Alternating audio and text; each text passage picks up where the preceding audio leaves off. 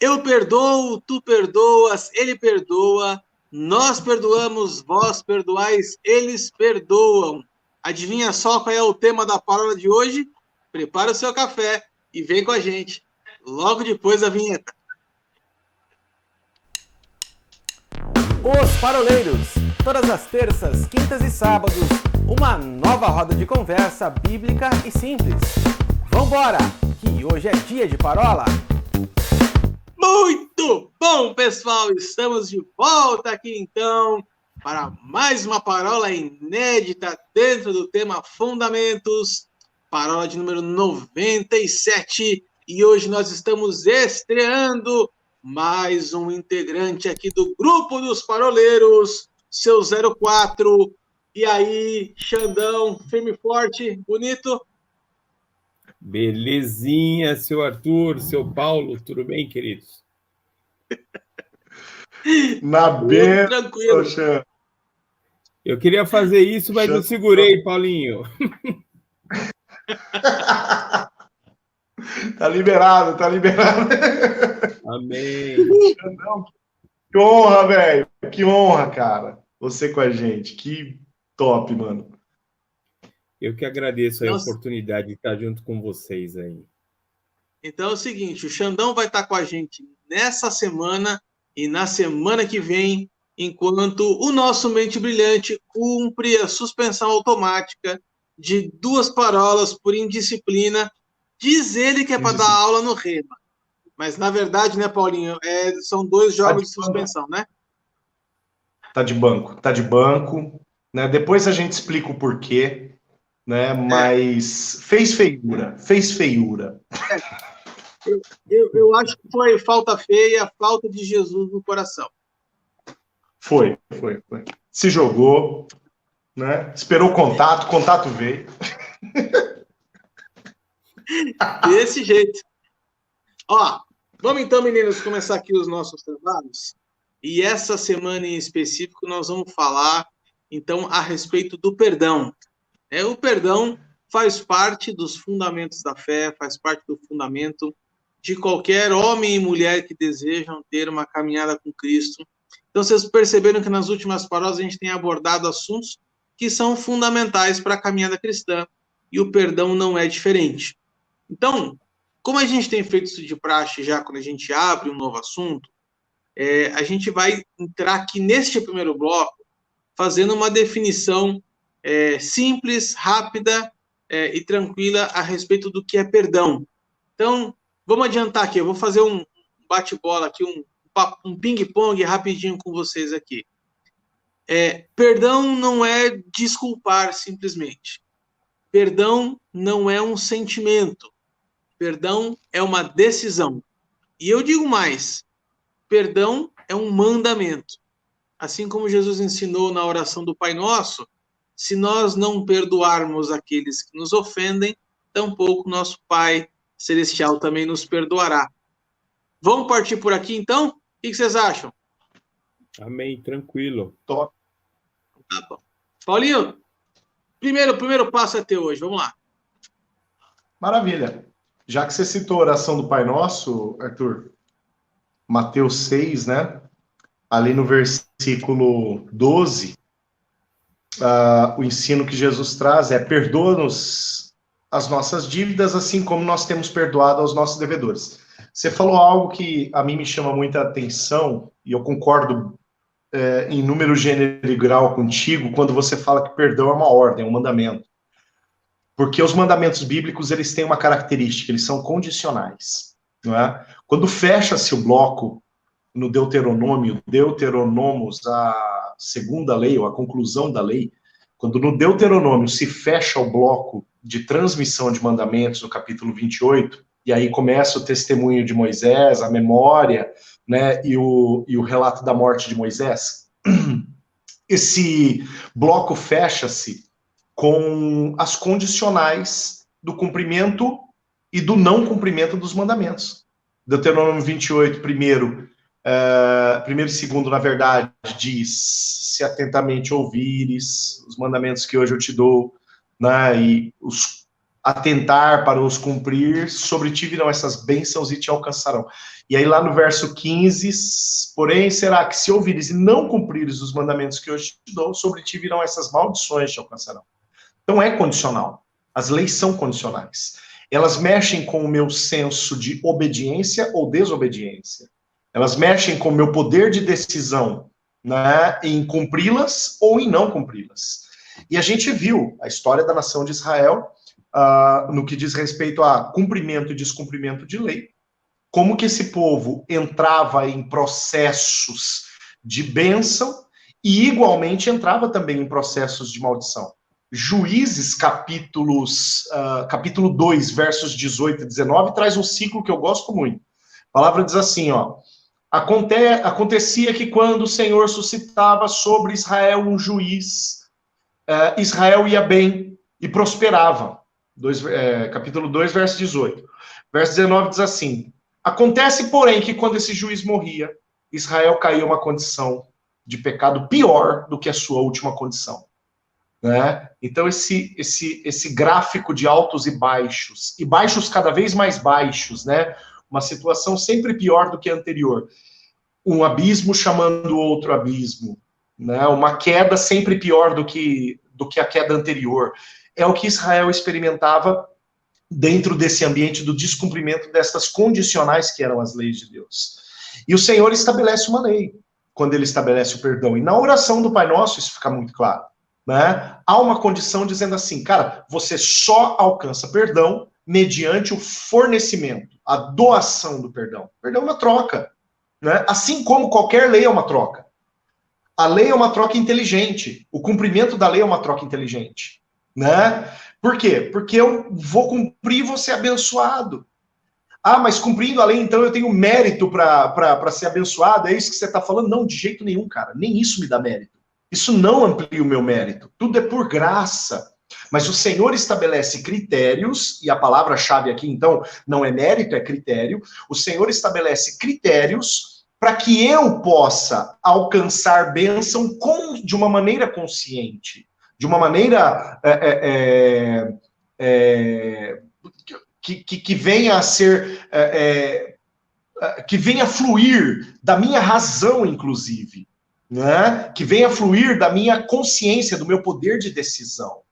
Né? Aqui nós estamos sendo agora extremamente arminianos também ao falar que, né, tudo isso é uma jogada de livre-arbítrio, mas sim, é uma escolha que nós fazemos a partir do momento que a gente diz, eu vou cumprir os mandamentos do Senhor, eu vou cumprir aquilo que ele estabeleceu, ou, no caso do perdão, eu vou cumprir, né, o estabelecido no Senhor, ou pelo Senhor, naquilo que diz respeito ao perdão. Então, sim, concordo com você, é uma lei, é um mandamento, e como os mandamentos, né, ele tem um efeito condicional. Depois nós vamos entrar nas questões espirituais da coisa, tá? Mas ele tem esse viés condicional, né, que eu dou a minha decisão, ela é essencial para determinar se eu vou ou não vou cumprir isso e obedecer isso.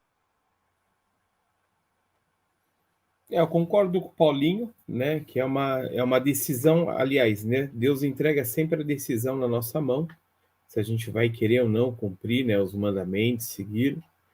Mas uma das definições assim de perdão eu entendo que tem a ver com a justificação.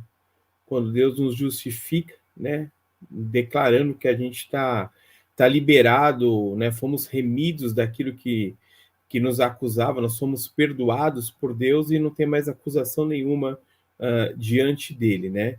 Então, eu acho que uma boa definição seria liberar da culpa, né? Deus nos libera da culpa que nós tínhamos e da mesma maneira, quando a gente transmite isso para um outro ser humano, a gente também está liberando, aí a gente está sendo parecido com Deus, agindo como Deus, né? No sentido assim de refletindo Deus na Terra, né? Da mesma maneira com que ele nos perdoou, nós também estamos perdoando pessoas, né? Isso vai fazer parte. Tanto que o versículo citado é exatamente esse, né? Perdoa as nossas dívidas, assim como nós perdoamos os nossos devedores. Nós nos colocamos diante do Eterno e falamos assim, me perdoa, como eu estou perdoando fulano, ciclano, como aquele que pisou no meu calo. Mas se a gente reparar um pouquinho mais para frente, de todos os assuntos abordados no Pai Nosso, o perdão é o único que Jesus volta, porque ele encerra a oração, mas ele volta. Se vocês perdoarem, serão perdoados. Então, quando a gente volta num assunto, a gente entende quando um pai fala com o filho, olha, mas presta atenção nisso, ele reforça algo que já foi dito, é porque a gente tem algo, é muito importante aquilo para a gente. Então, isso é demasiadamente relevante, é intrínseco no cristianismo, a questão do perdão, né? Não tem como desligar o perdão do cristianismo, mas é algo muito importante, porque aquele que nos ensina, ele fala, olha, mas presta atenção nisso, se não perdoar, também não vai ser perdoado. Então, acho que a melhor definição é assim, libera. Aquilo que as pessoas estão te fazendo, como Deus te liberou, libera as pessoas também. Acho que você usou um termo muito, muito bacana aqui, Chan, que é a questão da libertação da culpa. Né? Mas eu quero destacar aqui uma coisa que você falou que me chamou muito mais atenção, cara, no que diz respeito a ser um fundamento do cristianismo, no que diz respeito a que todo o ministério de Jesus, ele não foi como é questão de ser condicionado, mas ele foi criado, foi concebido como um ministério da reconciliação. Então, o perdão está diretamente ligado a isso. Se não houvesse a necessidade do perdão, o ministério de Jesus teria sido em vão. Porque o Jesus veio exatamente para reestabelecer, por intermédio, por meio do perdão, a nossa conexão com Deus. Então, o perdão está diretamente ligado a um fundamento do cristianismo, porque ele é o foco central, ele é o ponto central do ministério de Jesus. Uma coisa que chamava a atenção dos fariseus, e deixava os fariseus extremamente irritados, né, incomodados, é quando as pessoas chegavam diante de Jesus com uma enfermidade ou qualquer outra situação, Jesus falava assim, olha, os seus pecados são perdoados. Olha um troço que deixava os fariseus malucos, era falar os seus pecados estão perdoados, porque essa era uma atribuição somente e exclusivamente de Deus. Que Jesus curasse as pessoas, ok, né? Tá tudo em ordem. Agora, a hora que ele perdoa, fala, opa, isso aqui não é qualquer um que tem acesso a esse poder de perdoar, né? Esse poder de eliminar a culpa. Apesar de que, acho que é importante a gente falar mais para frente, talvez, que eliminar a culpa é uma coisa, eliminar a consequência é outra. Né? O perdão ele tem sim o poder de eliminar a culpa, mas as consequências elas acabam ficando muitas vezes. Então, acho que é um excelente ponto de partida para a gente aqui, tratar como fundamento isso aí. Eu estou vendo que o Paulinho está folheando a Bíblia para lá e para cá, e quando isso acontece, cara, ó, plim, lampadinha na cabeça, momento oráculo, aqui no bloco 1 dos paroleiros. É com você, oráculo! Não, eu estava pensando o seguinte, né? O Chan coloca o perdão como liberação. Eu já corri lá em Isaías 53, né? Certamente ele levou sobre si, né? 53:4. Certamente ele levou sobre si as nossas enfermidades e as nossas dores ele levou sobre si. Mas quando você fala, Arthur, que o perdão ele tem essa característica, né, de ser essa base, essa identidade do ministério de Jesus, antes mesmo do ministério de Jesus começar a pregação do evangelho, porque a pregação do evangelho é anterior ao ministério de Cristo. A pregação do evangelho começou com João Batista. E a pregação do evangelho apontava para o perdão, né? Mateus capítulo 3 diz assim, ó, naqueles dias, a partir do verso 1, naqueles dias apareceu João Batista pregando no deserto da Judéia e dizia, arrependei-vos porque está próximo o reino dos céus. O que é essa mensagem de arrependimento, essa ordem de arrependimento, que mais uma vez cai naquela questão, Xandão, do direito de escolha, né? Eu me arrependo se eu quero. né?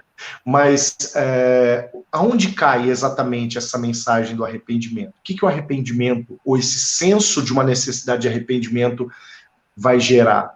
Vai gerar no sujeito essa necessidade urgente, né, de recorrer a esse subterfúgio do perdão, de entender o perdão como uma condição pela qual eu preciso passar para que haja ingresso na minha vida no reino dos céus. Quem sabe por isso a oração modelo, que a gente chama de oração do Pai Nosso, ela está no primeiro sermão de Jesus, a primeira aparição pública de Jesus, né? E quem sabe por isso, aquele destaque que o Xandão fez desse retorno ao assunto, né? Isso tem um peso no texto bíblico, tanto no hebraico, tanto na língua hebraica quanto na língua grega. A repetição, ela tem um efeito de grifo, né? Então, algo que está sendo repetido é algo que está sendo grifado. É algo que está sendo, prestem atenção nisso aqui. Eu falei 10 coisas, mas prestem atenção nessa daqui. Porque se não for por aqui, o restante todo desmonta, o restante todo desmorona, né?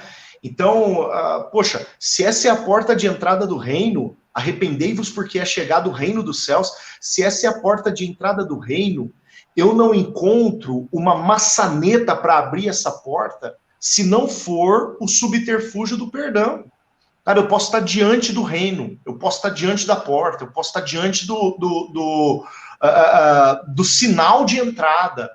Mas se eu não achar essa maçaneta do perdão, que é resultado de um arrependimento legítimo, eu não vou abrir essa porta. E aí? Né? Eu posso chegar muito perto e, estando perto, não estar lá. Né? Então, é o que pulava no meu coração enquanto vocês falavam aqui. Paulinho, uma coisa que é interessante é assim, vamos usar aí a tua analogia da maçaneta, né? Se você não abrir essa porta, com o tempo ela vai enferrujar e ela vai ficar travada, né? Tô falando do perdão, porque, se eu não me engano, é Pedro que fala, né, para os maridos, né, não deixar as suas esposas magoadas, para não cessar as orações, uma série de coisas. Então a gente vê a necessidade, assim, primeiro da prática da oração, e muito importante o uso do perdão no meio das nossas orações. Então hoje alguém pode não ter pisado no meu calo, mas eu tenho minha vida de oração. Amanhã alguém que pisou, eu tenho minha vida de oração. Amanhã eu já vou colocar essa situação diante do Senhor, né? E não é fácil, né? Se a gente for pensar o pedido do perdão, primeiro é você reconhecer que você está errado. Seja diante de Deus, que é mais fácil, mas imagina diante dos homens, ainda mais nos dias de hoje, como é difícil, né? A gente assumir os nossos erros, chegar diante de alguém, pedir perdão, né? Não é pedir desculpa, como o Arthur falou, e aí usando o próprio exemplo, assim, existe consequências. Davi talvez seja a maior prova dessa. Davi está perdoado, filho, mas agora vai entrar espada na tua família. Ele estava perdoado, ele se arrependeu na hora, ele caiu ali, pediu perdão para Deus, intercedeu pela criança, a palavra de Deus se firmou, dizendo, olha, esse filho vai morrer, mas depois a gente vê Salomão entrando na história, mas existe mas por que todo mundo elogia Davi, mas para ser um coração igual dele, que é o coração igual de Deus, a gente tem que estar apto a pedir perdão, a reconhecer os nossos erros, e acho que pedir perdão é exatamente isso, né? Reconhecer os nossos erros e falar, daqui para frente eu vou tentar mudar, né? Acho que seria mais ou menos isso. É a maçaneta, eu preciso estar utilizando sempre que possível ela. Eu quero pensar uma frase aqui que o Cinho fala muitas vezes, que é de C.S. Lewis. E aí, com isso, a gente vai encerrar esse primeiro bloco aqui. O C.S. Lewis fala a seguinte coisa, que o orgulho é a galinha sob o qual todos os outros pecados serão chocados. Por que é tão difícil a gente... falar de perdão é fácil, viver perdão é difícil. Por quê? Porque a gente tem que passar por cima do orgulho. Quando a gente erra, tem que passar por cima do orgulho para reconhecer que errou. E quando o outro erra, a gente tem que passar por cima do orgulho para dizer a minha justiça não é suficiente. Verdade. Então, com isso, vamos chegar ao final aqui do primeiro bloco da Parola de número 97, mais uma dentro do tema Fundamentos. Se você, que nem eu, achou que esse bloco passou muito rápido, faz o seguinte, já vai direto no bloco 2, porque daqui 2 dias estaremos de volta.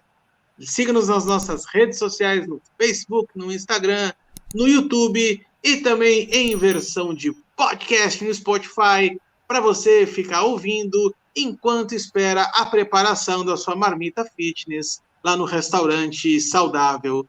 Um grande abraço para você e até quinta-feira. Tchau, tchau.